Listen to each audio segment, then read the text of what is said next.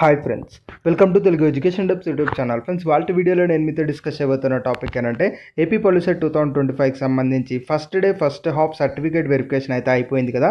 దీని తర్వాత నాకైతే కొద్దిమంది వాళ్ళు ఫేస్ చేసినవి కానీ లేదంటే వాళ్ళు ఏదైతే ప్రాబ్లంగా అనిపించినో నాకైతే కొద్దిమంది అయితే చెప్పారు. దానికి సంబంధించి నేను వీడియోలో అయితే మీకు అయితే సజెషన్స్ అయితే ఇవ్వబోతున్నా.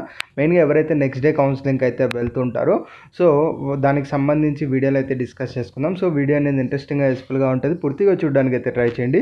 ఇక టాపిక్ అయితే స్టార్ట్ చేసే ముందు నా చిన్న రిక్వెస్ట్ ఏంటంటే ఇప్పటివరకు మన తెలుగు ఎడ్యుకేషన్ డబ్స్ యూట్యూబ్ ఛానల్ని మీరు ఎవరైనా సబ్స్క్రైబ్ చేయకుండా చూస్తున్నట్లయితే మీకు యూస్ఫుల్ అయ్యే ఇలాంటి ఎన్నో వీడియోస్ కోసం అయితే సబ్స్క్రైబ్ చేసుకోండి. ఫ్రెండ్స్, ఇక టాపిక్లోకి వచ్చేసినట్టయితే మెయిన్గా మనకు ఇవాళ నుంచి సర్టిఫికేట్ వెరిఫికేషన్ అయితే స్టార్ట్ అయింది కదా. మరి ఇలా స్టార్ట్ అయినప్పుడు మనకు హాఫ్ డే అయితే అయిపోయింది. మరి నెక్స్ట్ వెళ్ళే వాళ్ళు కొన్ని విషయాలు అయితే తెలుసుకోవాల్సి ఉంటుంది, దాని గురించి మాట్లాడదాం. ఫ్రెండ్స్, ఇక్కడ నాకు వచ్చిన ఫీడ్బ్యాక్ కానీ ఎవరైతే సర్టిఫికేట్ వెరిఫికేషన్కి వెళ్ళారో వాళ్ళతో తెలుసుకున్న ఇన్ఫర్మేషన్ ప్రకారం ఏంటి అంటే మనకు పెద్దగా ఎక్కడా కూడా ఏం డిఫికల్టీస్ అయితే ఫేస్ చేయలేదు అని మనకైతే క్లియర్గా అయితే చెప్తున్నారు. సో యాజ్ యూజువల్గా ఏవైతే మనం డాక్యుమెంట్స్ అయితే చెప్పామో అవి తీసుకెళ్తే సరిపోతుందని కూడా మనకైతే చెప్తున్నారు. దాంతోపాటు కౌన్సిలింగ్ అనేది కూడా స్మూత్గానే అయిపోయింది, ఎలాంటి ప్రాబ్లం అయితే లేదు, అంతా కూడా పాజిటివ్గానే మనకైతే క్లియర్గా అయితే చెప్తున్నారు. బట్ ఇలా చెప్పేటప్పుడు నేను ఒకటి నోటీస్ చేసింది ఏంటి అంటే మనకు చాలామంది చెప్తున్నది ఏంటి అంటే ఏదైతే మనకు ఫీజు రియంబర్స్మెంట్ ఉందో ఫీజు రియంబర్స్మెంట్ దగ్గర మనకు నో అయితే వచ్చిందని చెప్పి చాలామంది అయితే చెప్తున్నారనమాట.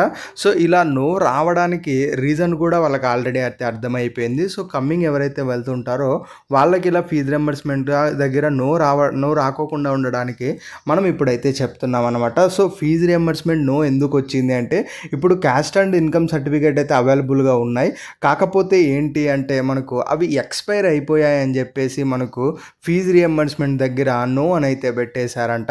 సో కాబట్టి ఏంటి అంటే ఇప్పుడు ఎవరైతే నెక్స్ట్ డే నుంచి వెళ్తూ ఉంటారో మోస్ట్లీ మనకు వాళ్ళు ఏదైతే క్యాస్ట్ అండ్ ఇన్కమ్ సర్టిఫికేట్వి కొత్తవి తీసుకెళ్ళడానికి అయితే ట్రై చేయండి. మేబీ వాళ్ళు అప్లై చేస్తే వన్ డేనే రాకపోవచ్చు. So maybe tomorrow day after tomorrow వెళ్ళే వాళ్ళకి కాకోకుండా అగైన్ మండే ఎవరైతే వెళ్తుంటారో వాళ్ళకు మోస్ట్లీ ఇది మనకు హెల్ప్ అవ్వడానికి అయితే ఛాన్స్ అయితే ఉంటుంది. ఎందుకంటే అట్లీస్ట్ వాళ్ళు అప్లై చేసినా కూడా మండేకి మనకు రావడానికి ఛాన్స్ అయితే ఉంటుంది, కాబట్టి అది మీకు హెల్ప్ఫుల్ అయితే అవుతుంది. ఎందుకంటే నేను స్టార్టింగ్ వీడియోస్లో నుంచి చెప్తున్నాను, ఫీజు రియంబర్స్మెంట్ రావాలంటే మాత్రం ఖచ్చితంగా ఇన్కమ్ సర్టిఫికేట్ అనేది ఉండాలి, ఇన్కమ్ సర్టిఫికేట్ లేకపోతే ఫీజు రియంబర్స్మెంట్ రాదని కూడా చాలా వీడియోస్ నుంచి చెప్తున్నాను. అందులో 2025లో తీసుకున్నవైతే ఉండాలని కూడా క్లియర్గా మెన్షన్ చేశాను. సో కాబట్టి ఎవరి దగ్గరన్నా 2025లో లేకపోయినట్టయితే ఖచ్చితంగా అప్లై అనేది చేసుకోండి. 28th వరకు మనకు సర్టిఫికేట్ వెరిఫికేషన్ జరుగుతుంది, కాబట్టి అక్కడ ఆ డేట్స్లో ఎవరైతే వెళ్తారో వాళ్ళకి డెఫినెట్గా ఇది హెల్ప్ అనేది అవుతుంది. ఇక్కడ మనకు ఇన్కమ్ సర్టిఫికేట్ లేదు అనుకున్నట్టయితే మీరు రేషన్ కార్డ్ అయినా తీసుకెళ్ళచ్చు. అగైన్ చెప్తున్నా, రేషన్ కార్డ్ అయినా తీసుకెళ్ళచ్చు. సో రేషన్ కార్డ్ అన్నా తీసుకెళ్ళండి, ఫీజు రియంబర్స్మెంట్ వస్తుంది. ఇక్కడ పాలిటెక్నిక్ చేయడానికి మనకు ఒక మోటివ్ ఏంటి అంటే ఫీజు రియంబర్స్మెంట్ వస్తుంది. ఎందుకు అంటే మనకు 10th తర్వాత మీరు ఏదైతే ఎడ్యుకేషన్లోకి వెళ్తారో అలా ఏ ఎడ్యుకేషన్లోనూ మోస్ట్లీ మనకు ఫీజు రియంబర్స్మెంట్ రాదు, ఒక్క పాలిటెక్నిక్లోనే మనకు ఫీజు రియంబర్స్మెంట్ వస్తుంది. కాబట్టి మోస్ట్ ఆఫ్ ది స్టూడెంట్స్ ఇదే విధంగా వెళ్ళడానికి అయితే చూస్తారు. కాబట్టి ఫీజు రియంబర్స్మెంట్ కోసమే మనం వెళ్తూ ఉంటాం. కాబట్టి మరి కౌన్సిలింగ్లో అదే రాకపోతే చాలా ఇబ్బంది అయితే అవుతుంది. సో ఫర్దర్గా ఎవరైతే వెళ్తుంటారో ఖచ్చితంగా ఇన్కమ్ అండ్ క్యాస్ట్ అప్డేటెడ్ తీసుకెళ్ళడానికి అయితే ట్రై చేయండి. అగైన్ చెప్తున్నా, గుర్తుపెట్టుకోండి, కౌన్సిలింగ్ సక్సెస్ అవ్వలేదు అని ఎవరు చెప్పలేదు, అందరికీ సక్సెస్ఫుల్ అయింది. ఎర్లియర్ వీడియోస్లో డిస్కస్ చేసుకున్నట్టు ఏ డాక్యుమెంట్ లేకపోయినా కూడా కౌన్సిలింగ్ సక్సెస్ఫుల్ అవుతుంది.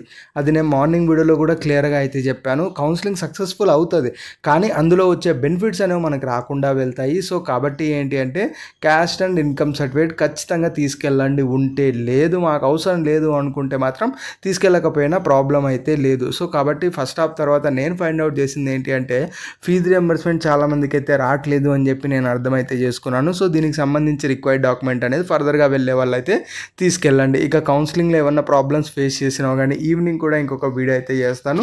అందులో మనకు ఫుల్ డీటెయిల్గా నెక్స్ట్కి డౌట్స్ ఉంటాయి కదా, వాటికి సంబంధించి కూడా మనమైతే అప్కమింగ్ వీడియోస్లో కూడా మాట్లాడుకుందాం. ఇది ఫ్రెండ్స్ మెయిన్గా వీడియోలో అయితే తెలుసుకున్నది. వీడియో నచ్చినట్లయితే లైక్ చేయండి. మరి ముఖ్యంగా మన తెలుగు ఎడ్యుకేషన్ డబ్స్ యూట్యూబ్ ఛానల్ని మీరు ఎవరైనా సబ్స్క్రైబ్ చేయకుండా చూస్తున్నట్లయితే మీకు యూస్ఫుల్ అయ్యే ఇలాంటి ఎన్నో వీడియోస్ కోసం అయితే సబ్స్క్రైబ్ చేసుకోండి. ఫ్రెండ్స్, ఇంకా ఏంటి అంటే ఎవరైనా ఇవాళ కౌన్సిలింగ్ కంప్లీట్ అయిపోయి ఉంటారు కదా, వాళ్ళు ఒకసారి మనకి ఇన్స్టాలో మెసేజ్ చేసినట్టయితే ఏమైనా ఆర్ఓసి ఫామ్ ఇలాంటివి ఉన్నట్టయితే దయచేసి ఒకసారి అయితే పీడిఎఫ్గా అయితే షేర్ చేయండి, చాలా హెల్ప్ఫుల్ అయితే అవుతుంది.